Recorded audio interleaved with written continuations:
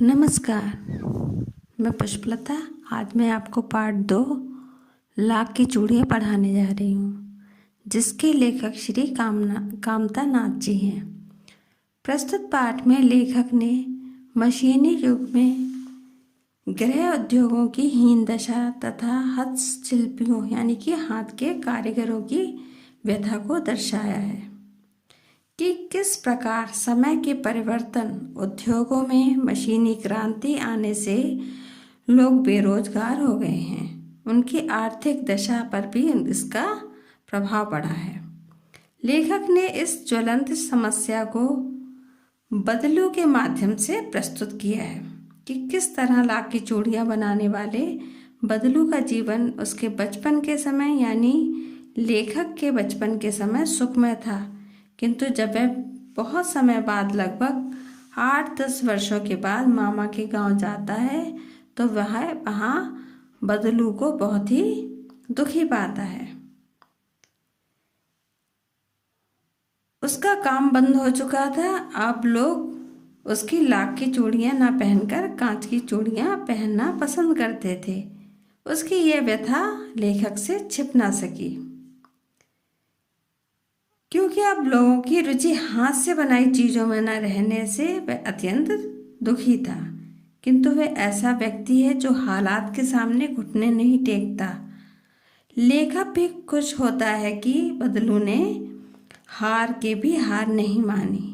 वह एक मजबूत इरादों व मजबूत व्यक्तित्व का व्यक्ति था जो हालात के सामने टूटता नहीं है। वह अपनी लाख की चूड़ियों की तरह ही मजबूत है। चलिए अब हम पाठ को देखते हैं। सारे गांव में लेखक को बदलू सबसे अच्छा लगता था। बदलू लेखक को लाख की गोलियां बनाकर देता था, जिसके कारण लेखक अपने मामा के गांव बड़े शौक से जाता था और वापस लौटते समय ढेर सारी लाख की गोलियां लाता था, जो किसी भी बच्चे को अच्छी लगती। लेखक कहता है कि उसे बदलू को बदलू मामा कहना चाहिए था, क्योंकि वह उसके मामा के गांव का था, किंतु बदलू को वह बदलू काका कहता था, क्योंकि गांव के सभी बच्चे उसे काका कहते थे। बदलू का मकान ऊंचे स्थान पर था। मकान के सामने एक बड़ा सा आंगन था, जिसमें नीम का पुराना पेड़ था। उसी के नीचे बदलू चूड़ी बनाने का काम करता था। पास ही भट्टी थी, जिसमें वह लाख पिघलाता था। वहीं सामने लकड़ी की बनी चौखट पड़ी रहती थी, जिस पर लाख के मुलायम होने पर चूड़ी के आकार में वह ढालता था। ये ढालने वाला बेलन था, वो आकार में गोल मुठियादार होता था, जो लकड़ी का बना होता था। ये आगे से पतली तथा पीछे से मोटी होती थी। उस पर लाख चढ़ाकर चूड़ी को आकार देता, फिर रंग करता था। बदलू यह सब काम हाथ की बुनी छोटी पुरानी चौकी, जिसे मचिया कहते हैं, उस पर बैठकर करता था। पास ही हुक्का रखा रहता था, जिसे वह काम करते समय बीच बीच में पीता रहता था। मामा के गांव में लेखक का अधिक समय बदलू के पास ही व्यतीत होता था, यानी कि गुजरता था। बदलू लेखक को लला कहकर पुकारता था। जब लेखक बदलू के पास जाता तो बदलू उसे अपने पास मचिया मंगाकर बैठा देता था। लेखक वहीं बैठा घंटों बदलू के काम को देखा करता था। बदलू एक दिन में लगभग 4 से 6 जोड़े बना लेता था। चूड़ियों का जोड़ा बनाकर बेलन पर चढ़ाकर बड़ी तन्मयता से उन चूड़ियों को निहारा करता था, जैसे वे चूड़ियाँ बेलन पर ना होकर किसी नई दुल्हन की कलाइयों पर हो। बदलू मनिहार था, यानी बदलू चूड़ी पहनाने का कार्य करता था। जो चूड़ी पहनाते हैं उनको मनिहार कहते हैं। यह उसका पुश्तैनी धंधा था, यानी कि यह काम उसके यहाँ पीढ़ियों से होता आ रहा था। उसके पूर्वज भी यही काम करते थे, उसके बड़े बूढ़े भी यही काम करते थे। उसकी बनाई चूड़ियों की बिक्री भी बहुत होती थी। उसके अपने गांव में ही नहीं बल्कि आसपास के गांव में भी उसकी चूड़ियों की बहुत बिक्री थी। लेकिन वह कभी भी चूड़ियों को पैसों में नहीं बेचता था। वह अब भी वस्तु विनिमय करता था, यानी वह चूड़ियों के बदले पैसे ना लेकर दूसरी वस्तु जैसे अनाज वगैरह लेता था। वह आदत का बहुत ही अच्छा और सीधा साधा व्यक्ति था। वह कभी किसी से झगड़ा नहीं करता था, पर शादी विवाह जैसे खुशी के मौक़ों पर वह लेन देन के मामले में जिद पर अड़ जाता था। वैसे चाहे कोई मुफ्त में ही चूड़ियाँ ले जाए, किंतु ऐसे मौक़ों पर वह कोई कसर नहीं छोड़ता था, क्योंकि शादी विवाह में सुहाग की प्रतीक चूड़ियों का अलग ही महत्व होता है। लेखक स्मरण करता है कि उसके मामा के यहाँ किसी लड़की की शादी में किसी बात पर बदलू के नाराज होने पर उसे राजी करने में बहुत ही मुश्किल पेश आई थी। विवाह के मौके पर चूड़ियों के जोड़े का महत्व व मूल्य इतना बढ़ जाता था कि उसके बदले में उसे उसकी पत्नी के लिए पूरे वस्त्र यानी कि कपड़े, बहुत सा अनाज, उसके अपने लिए पगड़ी और साथ ही साथ रुपए भी मिलते थे। बदलू को यदि किसी चीज़ से चिढ़ थी तो वह थी कांच की चूड़ियाँ। वह जब भी किसी स्त्री के हाथ में कांच की चूड़ियाँ देखता तो वह अंदर ही अंदर दुखी और परेशान हो जाता। कभी कभी ऐसा भी होता कि वह उसे दो चार खरी खोटी भी सुना देता। बदलू लेखक को बहुत पसंद करता था। वह घंटों उससे बातें करता। वह कभी पढ़ाई, कभी घर और कभी शहरी जीवन के विषय में पूछता। वह जिज्ञासु प्रवृत्ति का व्यक्ति था। जब लेखक उसे बताता कि शहर में तो सब कांच की चूड़ियाँ पहनते हैं, तो वह कहता कि शहर की बात और है। वहाँ की औरतें अपने मर्द यानी पति का हाथ हाथ में पकड़कर सड़कों पर घूमती हैं। वह उनका उपहास करते हुए यानी कि मजाक बनाते हुए कहता कि शहर की औरतों की कलाइयाँ नाजुक होती हैं। लाख की मजबूत और भारी चूड़ियाँ पहनने से उनमें मोच आ जाएगी। कभी कभी बदलू लेखक की खूब भगत करता यानी कि खूब सेवा करता था, खूब उसकी खातिर करता था। जब उसकी गाय दूध दे रही होती तो वह उसके लिए मलाई बचा कर रखता और आम के मौसम में आम खिलाता। किंतु लेखक को इन सब के अलावा जो चीज़ सबसे अच्छी लगती थी कि वह रोज ही उसको लाख की एक दो गोलियां बनाकर देता था। लेखक अधिकतर हर बार गर्मी की छुट्टियों में अपने मामा के घर जाता, फिर महीना 15 दिन वहाँ रहकर जब स्कूल खुलने का समय होता वापस अपने घर चला जाता।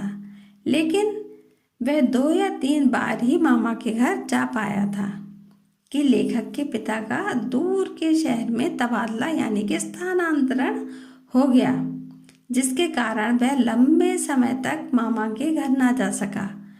फिर जब वह लगभग 8-10 साल बाद अपने मामा के घर गया तो वह इतना बड़ा हो चुका था कि जो लाख की गोलियां उसे बचपन में बहुत पसंद थी उनमें उसकी कोई रुचि नहीं रही थी। इसलिए मामा के गांव में रहते हुए भी उसे बदलू का ध्यान नहीं आया, क्योंकि अब वो बच्चा नहीं रहा था, बड़ा हो गया था। उसे अब उन गोलियों में कोई रुचि नहीं रही थी। किंतु गांव में उसने इस बात पर ध्यान दिया कि गांव की सभी स्त्रियां कांच की चूड़ियां पहने हैं। बहुत ही कम औरतें लाख की चूड़ियां पहने थीं। तभी उसे एक दिन अचानक बदलू की याद आ गई। वो भी इस कारण कि बरसात के कारण लेखक के मामा की छोटी बेटी आंगन में फिसलकर गिर गई, जिससे उसके हाथ में पहनी हुई कांच की चूड़ी टूटकर चुभ गई और हाथ से खून बहने लगा। उसके मामा घर पर नहीं थे, इसलिए लेखक ने ही उसकी मरहम पट्टी की। इस तरह चूड़ी के कारण अचानक ही उसे बदलू की याद आ गई और उसने सोचा कि बदलू से मिल लिया जाए। इसलिए एक शाम वह घूमते घूमते बदलू के घर चला गया। उस समय बदलू वहीं चबूतरे पर, जहाँ पे चूड़ियाँ बनाया करता था, नीम के पेड़ के नीचे एक चारपाई पर लेटा था। लेखक बदलू को नमस्कार करता है। जवाब में बदलू उसे नमस्ते कहता है।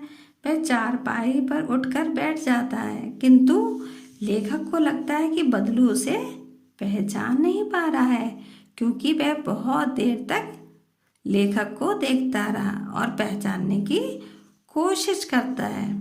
लेखक बदलू को अपना परिचय देता है कि वह जनार्दन है, जो बचपन में उससे लाठी गोलियां बनवाकर ले जाता था। बदलू चुपचाप रहता है। ऐसा लगता है कि जैसे वह अपनी यादों में बीते दिनों की तस्वीरों में उसे ढूंढ रहा है। वह उसे पहचान कर एकदम बोल पड़ता है, आओ आओ लला, बैठो, बहुत दिन बाद गांव में आना हुआ। लेखक प्रत्युत्तर में कहता है, मतलब उसके उत्तर में कहता है, हाँ काका, बहुत दिनों से इधर आना नहीं हो पाया। लेखक चुपचाप बैठ जाता है। दोनों चुप बैठे रहते हैं। लेखक इधर उधर दृष्टि दौड़ाता है, यानी देखता है कि, लेकिन उसे ना तो बदलू की मचिया दिखाई देती है, ना ही लाख पिघलाने वाली भट्टी। कहने का अभिप्राय यह है कि बदलू जहाँ पर बैठकर और जिन चीज़ों से लाख की चूड़ियाँ बनाने का कार्य करता था, वह कुछ भी दिखाई नहीं देता। तब वह बदलू से पूछता है कि काका, क्या आजकल काम नहीं करते हो? इस पर बदलू बताता है कि लाख की चूड़ियाँ बनाने का काम तो कई सालों से बंद हो गया है। लाख से बनी चूड़ियों को अब कोई नहीं पूछता। गांव-गांव में कांच का प्रचार है, कांच की चूड़ियों की पूछ है। कुछ देर चुप रहने के पश्चात बदलू कहता है, लला, ये मशीनों का युग है। सारा काम मशीनों से होता है। यहाँ तक खेत भी अब मशीनों से ही जोते जाते हैं। और फिर जो सुंदरता, चमक दमक कांच की चूड़ियों में होती है, लाख की चूड़ियों में कहाँ? जो बारीकी सफाई कांच की चूड़ियों में होती है, वो हाथ की बनाई चूड़ियों में कहाँ? इसके जवाब में लेखक कहता है, लेकिन कांच बड़ा खतरनाक होता है, जल्दी टूट जाता है। बदलू भी हामी भरता है कि कांच नाजुक यानी कोमल तो होता ही है। कहते कहते उसे खांसी आ जाती है और वो देर तक खांसता रहता है। लेखक को शंका होती है कि बदलू को दमा यानी सांस की बीमारी हो गई है। उम्र के साथ साथ उसका शरीर ढल गया है, कमजोर हो गया है। बुढ़ापे के कारण उसके हाथों और माथे पर उभरी हुई नसें दिखाई देने लगी थी। जाने कैसे बदलू ने लेखक की शंका को जान लिया और बोला कि मुझे दमा नहीं है, केवल फसली यानी कि मौसमी खांसी है, जो मौसम के परिवर्तन से हो जाती है। अभी 1-2 महीने से हो गई है, 10-15 दिन में, यानी जल्दी ही ठीक हो जाएगी। लेखक चुपचाप बदलू की बातों को सुनता रहता है। उसे महसूस हो रहा था कि बदलू अपने मन में कोई बहुत बड़ा दुख, व्यथा यानी कि दर्द को छिपाए है। लेखक विचार करता है कि मशीनी युग के कारण कितने ही हाथ काट दिए गए हैं, यानी कितने हस्तशिल्पियों को बेरोजगार कर दिया है। मशीनों ने कितने ही हाथ का काम करने वाले लोगों से उनकी रोजी रोटी छीन ली है। कुछ देर फिर चुप्पी फैल गई, जो लेखक को अच्छी नहीं लग रही थी। इसलिए उसने बातचीत का विषय बदलते हुए कहा, काका, आम की फसल कैसी है? इस पर बदलू ने चहकर कहा, अच्छी है लला, बहुत अच्छी। और अपनी बेटी को आवाज़ देकर कहा, अरे रज्जो, लला के लिए आम तो ले आना। फिर लेखक की ओर देखकर बोला, माफ़ करना लला, तुम्हें आम खिलाना भूल गया था। ऐसा उसने इसलिए कहा क्योंकि पहले जब भी लेखक आता था तो बदलू उसे रोज आम खाने को देता था। लेखक बदलू के मना करते हुए भी कहता है, नहीं नहीं काका, इस साल आम तो बहुत खाए हैं। बदलू उससे कहता है कि वह उसे बिना आम खाए नहीं जाने देगा। लेखक चुप हो जाता है।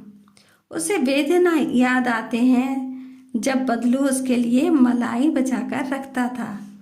लेखक बदलू से उसकी गाय के बारे में पूछता है। बदलू बताता है कि अब गाय कहाँ, 2 साल पहले ही बेच दी। उसे वह खिलाता कहाँ से। यह ये पता चलता है कि बदलू शारीरिक ही नहीं बल्कि आर्थिक रूप से भी कमज़ोर हो गया था। इसी बीच बदलू की बेटी रज्जू अंदर से डलिया में ढेर सारे आम ले आई। देखकर लेखक बोला, ये तो बहुत है काका, मैं इतने कहाँ खा पाऊंगा। बदलू सुनकर हंस पड़ा और कहता है कि तुम तो शहरी हो, मैं जब तुम्हारी उम्र का था तो इससे 4 गुना एक ही समय में यानी कि एक ही बार में खा जाता था। लेखक कहता है कि उस समय के लोगों की बात और ही थी। पहले के लोग ज़्यादा मजबूत होते थे। बदलू अपनी बेटी से कहता है कि वह उसे यानी कि लेखक को 4-5 सिंदूरी आम, यह एक आम की प्रजाति होती। सिंदूरी आम एक प्रकार का आम होता है, ये उसकी एक प्रजाति होती है। वह पूछता है कि आम कैसे हैं, ये पहले फसल है इस पेड़ की। वो उसको लेखक को आम खिलाते हुए पूछता है कि ये आम तुम्हें कैसे लगे, क्योंकि ये उस पेड़ का पहला ही आम है, पहली बार उस पर फसल आई है। रज्जू 4-5 आम अंजलि में लेकर लेखक की ओर बढ़ाती है। आम लेते समय लेखक की दृष्टि रज्जू की कलाइयों पर पड़ी। उसके हाथ एक क्षण के लिए ठिठक जाते हैं। रज्जू की गोरी गोरी कलाइयों पर लाख की चूड़ियाँ बहुत अच्छी लग रही थी। बदलू लेखक को चूड़ियों की ओर देखकर कहता है, जब बदलू देखता है कि लेखक जो है वो चूड़ियों को देख रहा है तो ये बताता है कि ये उसका बनाया हुआ आखिरी जोड़ा था। जमींदार साहब अपनी बेटी की शादी में इसके मुझे 10 आने पैसे दे रहे थे, किंतु मैंने जोड़ा नहीं दिया, कह दिया जाओ शहर से ही ले आओ। लेखक ने आम ले लिए, उन्हें खाया और थोड़ी देर के बाद चला आया। लेखक को खुशी हुई कि बदलू ने हार मानकर भी हार नहीं मानी थी, यानी परिस्थितियों के आगे उसने घुटने नहीं टेके। उसका व्यक्तित्व यानी कि शख्सियत कांच की चूड़ियों की तरह कमज़ोर नहीं था जो आसानी से टूट जाता। ये वीडियो यहीं पे समाप्त होती है। धन्यवाद।